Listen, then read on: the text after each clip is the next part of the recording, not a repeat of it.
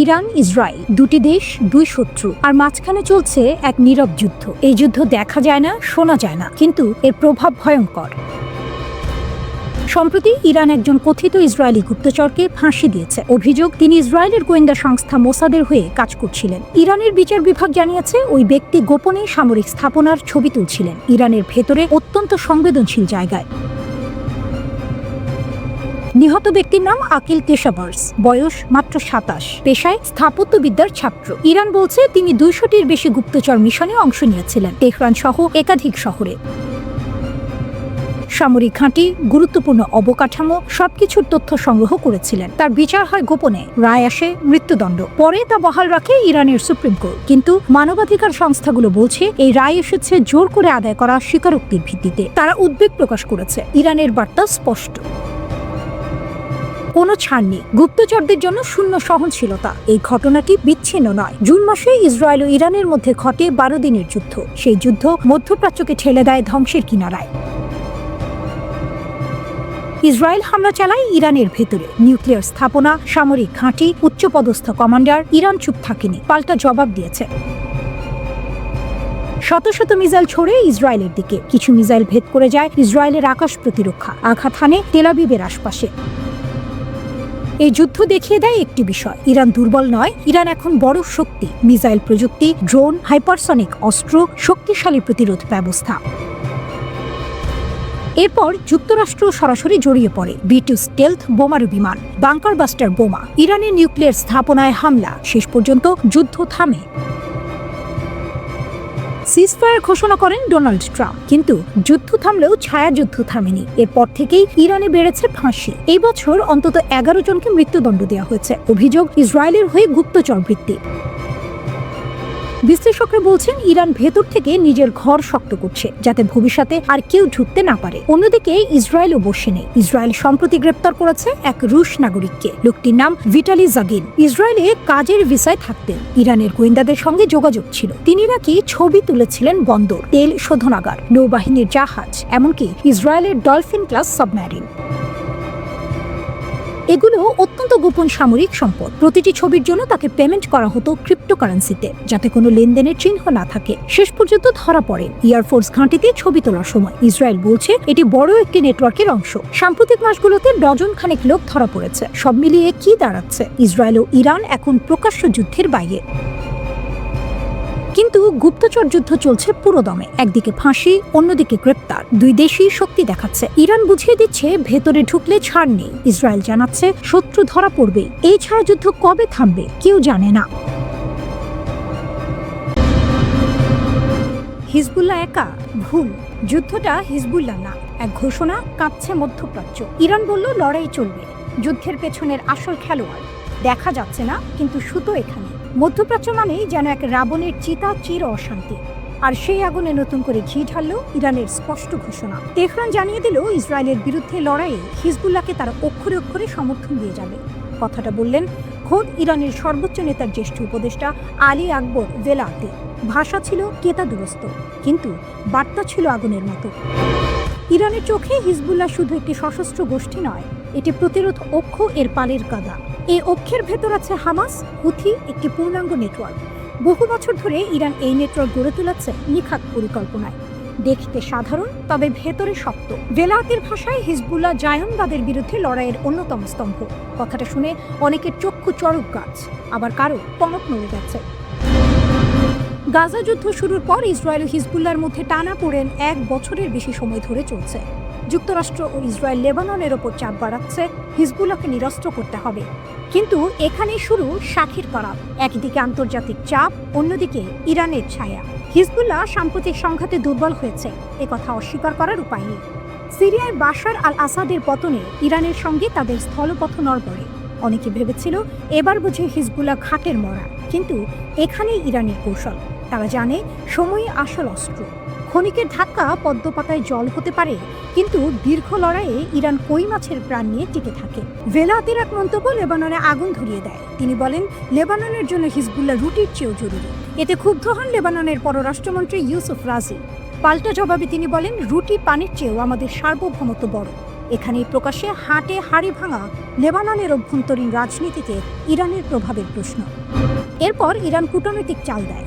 পররাষ্ট্রমন্ত্রী Abbas Araghchi বৈরুতকে আলোচনার আমন্ত্রণ জানান, কিন্তু লেবানন তা প্রত্যাখ্যান করে। ইউসুফ রাজি সরাসরি বলেন ইরানের ভূমিকা অত্যন্ত নেতিবাচক। তার বক্তব্যে ইরান যেন কংস মামা। ইউসুফ রাজি অভিযোগ করেন ইরান গা ঢাকা দেয়া খেলছে, কিন্তু সুতো তার হাতে। তবু প্রশ্ন একটাই, ইরান এতটা আত্মবিশ্বাস পায় কোথা থেকে? উত্তর সহজ, ইরান জানে এ অঞ্চল গড্ডলিকা প্রবাহে চলে না। সবাই অনুকরণ করলেও কৌশল বানায় হাতে গোনা কয়েকজন রুই কাতলা। তেহরান সেই দলে। নিষেধাজ্ঞা, চাপ, সমালোচনা সব সত্ত্বেও তারা নেটওয়ার্ক ধরে রেখেছে। এটা কোনো ডুমুরের ফুল নয়, বরং বাস্তব শক্তির জাল। ইসরায়েলের সঙ্গে এই অহিনকুল শত্রুতা নতুন নয়, কিন্তু ইরান সরাসরি যুদ্ধে না গিয়ে অন্যদের দিয়ে খেলায় এটাই তাদের জিলাপির প্যাচ। কেউ বলে এটা ছলচাতুরি, কেউ বলে কৌশল। বাস্তবে এটা শক্তির ভিন্ন ভাষা। যেখানে অন্যরা উত্তেজনায় অগ্নিশর্মা, সেখানে ইরান ধীরে হাল ধরে। সব মিলিয়ে বলা যায় হিজবুল্লাহ একা নয়। ইরান স্পষ্ট করে দিল এই লড়াইয়ে তারা সাক্ষী গোপাল হয়ে থাকবে না। মধ্যপ্রাচ্যের এই খণ্ডপ্রলয়ের মধ্যে তেহরান আবারও দেখালো দৃশ্যমান না হয়েও তারা কতটা প্রভাবশালী। আর এই বাস্তবতা ইসরায়েলের জন্যই এক কঠিন মাথা ব্যথা।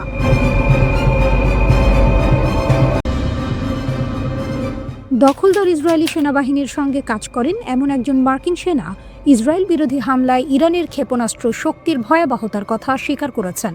তিনি বলেছেন, ইরানের ক্ষেপণাস্ত্রের ভয়ে আমরা ঘুমাতে পারিনি। মার্ক ওয়ার্নার নামের ওই মার্কিন সেনা জানিয়েছেন, ক্ষেপণাস্ত্রগুলো বেশিরভাগই রাতে ছোড়া হতো, যাতে কেউ ঘুমোতে না পারে। বারবার আমাদের আশ্রয় কেন্দ্রে দৌড়াতে হয়েছে। 12 দিনের পরেও ঠিকমতো ঘুম আসতো না। তিনি আরও জানান, মনে হচ্ছিল যেন দ্বিতীয় বিশ্বযুদ্ধের কোনো সিনেমায় আছে, যেন সমুদ্রের গভীরে একটি সাবমেরিন, যার উপর শত্রুর বোমা বৃষ্টি হচ্ছে। মার্ক ওয়ার্নার আশা প্রকাশ করে বলেন, আমেরিকানদের যেন কখনো ইসরায়েলিদের মতো এমন যুদ্ধ নিজেদের দেশে অনুভব করতে না হয়।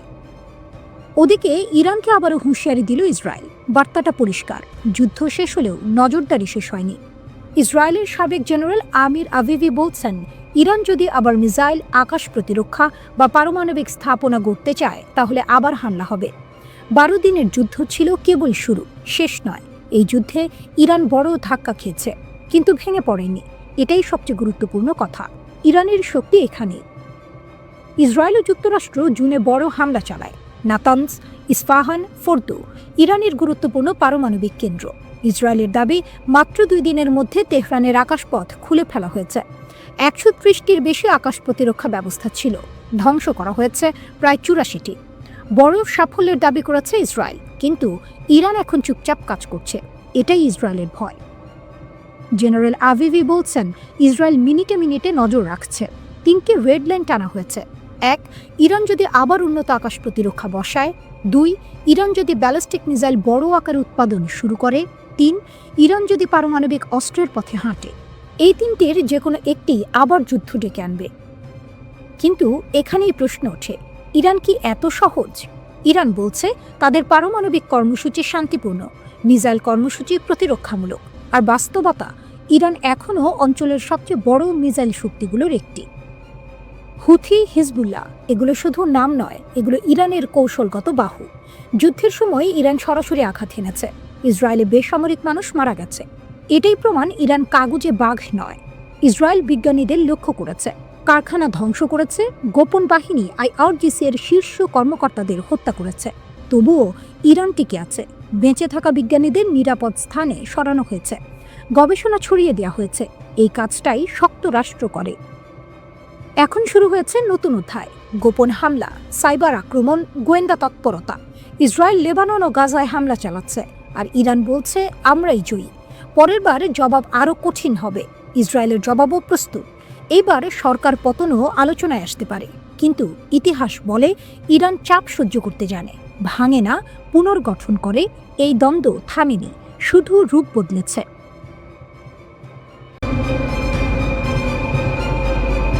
বিশ্বের পারমাণবিক মঞ্চে ফের বাজছে এক বিপজ্জনক অ্যালার্ম। জাতিসংঘের পারমাণবিক নজরদারি সংস্থা IAEA এর প্রধানের মন্তব্য আন্তর্জাতিক মহলে এক নজিরবিহীন বিভ্রান্তি এবং গভীর উদ্বেগ সৃষ্টি করেছে। ট্রাম্পের সঙ্গে আলোচনার মাঝে ইরানের এই ধাক্কা যেন এক নতুন ভূ রাজনৈতিক ঝড়ের পূর্বাভাস দিচ্ছে। আইএইএ প্রধানের ভয়ঙ্কর সতর্কতা। আইএইএ প্রধান রাফায়েল গ্রোসি গত 6 নভেম্বর ফ্রান্স 24-এর সাথে এক সাক্ষাৎকারে যে কথাগুলো বলেছেন তা রীতিমতো শিহরণ জাগানো।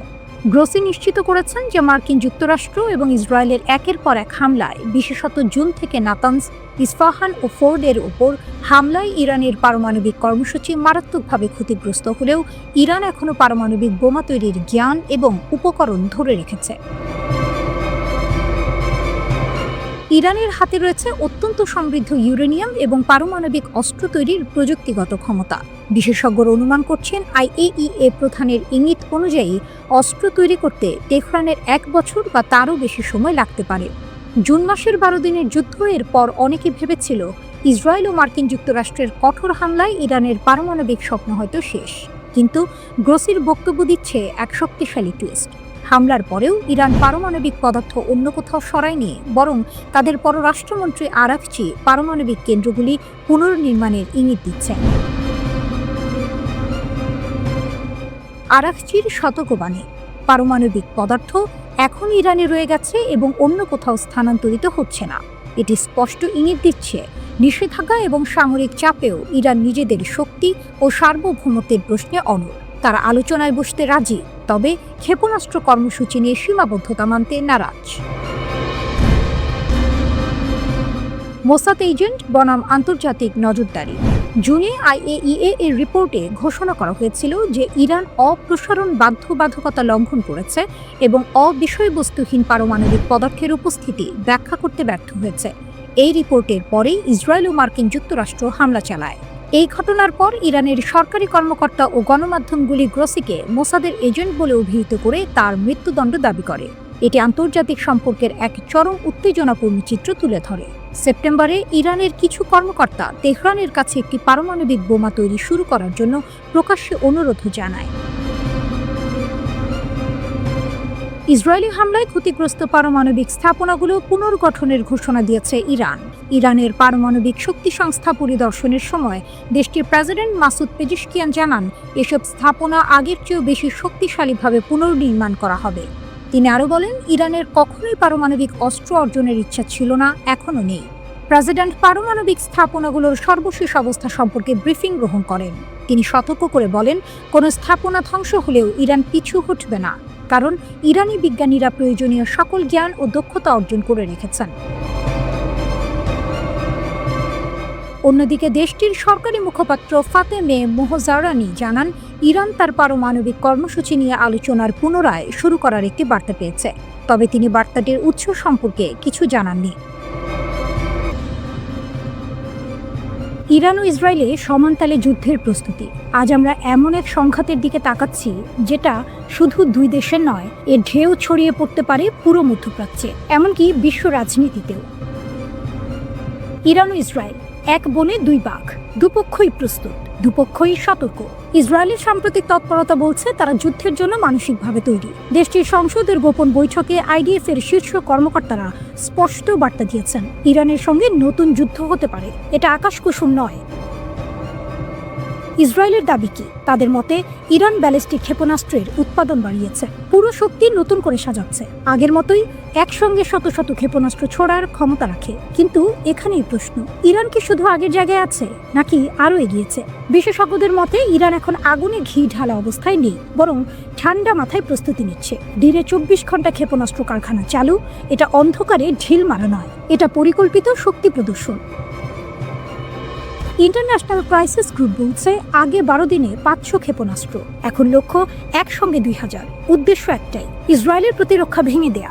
এখানেই ইরানের আসল শক্তি, সংখ্যা, ধৈর্য, অপ্রতিসম যুদ্ধ কৌশল। ইরান জানে তারা প্রযুক্তিতে একা নয়, তাদের আছে তথাকথিত প্রতিরোধের অক্ষ। হুথি, হিজবুল্লাহ, ইরাকের শিয়া মিলিশিয়া, এরা কেউ কাগজে বাঘ নয়, এরা মাঠে পরীক্ষা দেওয়া শক্তি। গত যুদ্ধগুলোতে তা প্রমাণিত। ইসরায়েল মনে করে ইরানের পারমাণবিক কর্মসূচি তাদের অস্তিত্বের হুমকি, তাই তাদের চোখ এখন নাতানজের দক্ষিণে পিক এক্স মাউন্টেন, একটি গভীর ভূগর্ভস্থ স্থাপনা। সেখানে আইএইএ এর চোখও ঢোকে না। এই জায়গাটাই ইসরায়েলের ঘুম হারাম করছে। তাদের ভয় ইরান গোপনে ইউরেনিয়াম সমৃদ্ধ করছে।